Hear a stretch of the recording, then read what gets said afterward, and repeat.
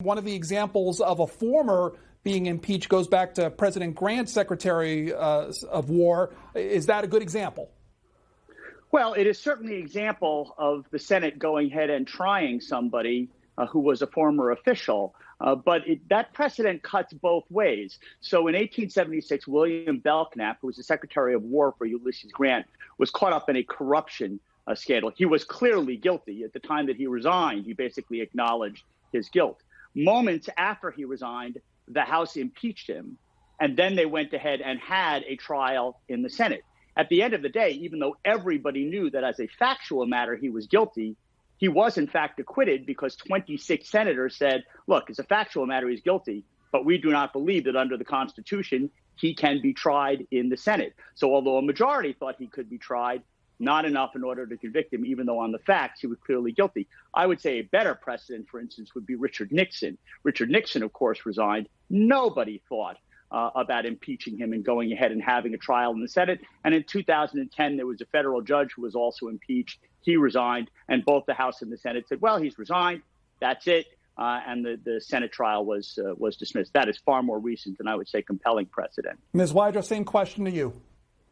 Yeah, so I think the Belknap example that you mentioned at the beginning, is illustrative because it shows the dangers if you don't allow a Senate trial of someone who is no longer in office. Belknap raced to hand in his resignation to try to avoid the impeachment remedy that's in the Constitution. And, again, we don't want to incentivize our leaders to abuse the public trust and then try to avoid the constitutional remedy of impeachment by handing in their resignation, right before an impeachment vote or so on. I'd also note that the impeachment here, actually, the articles of impeachment did occur, were passed by the House under the House's constitutional authority while President Trump was still in office. So it's the Senate trial.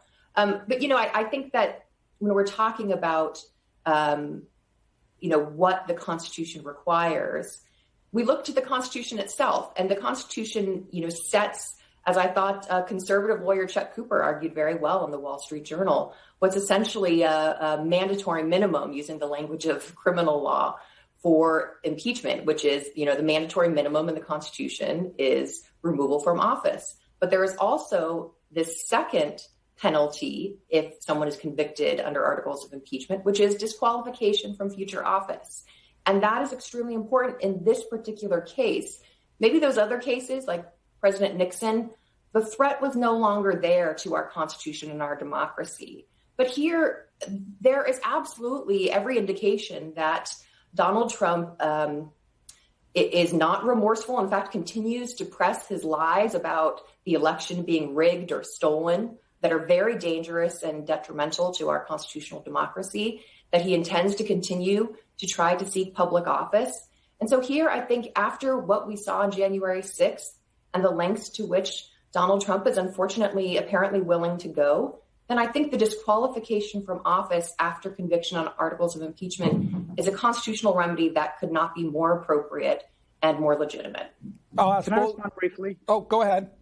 Yeah, so, Richard Nixon wasn't particularly remorseful either, and there were talks about him having a comeback. That was a remote possibility because history judged him the way it did. I would say probably the same thing happens with Donald Trump. Really what this comes down to is, does the disqualification is not an alternative remedy. The senators don't get to disqualification unless they vote to remove him. So really what this comes down to, Elizabeth's argument would be, well, that's not a condition precedent. Even if he is no longer an officer, you can still go ahead after you convict him by having disqualification. And the argument to the contrary is no, that the Constitution says that as an appendage to removal, you can then have a vote on disqualification. And it is only people who have been so removed who can be subsequently disqualified. He can no longer be so removed because he no longer holds that office.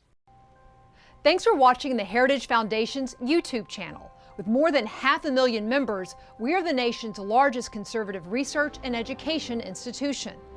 We believe the principles and ideas of the American founding are worth conserving and renewing.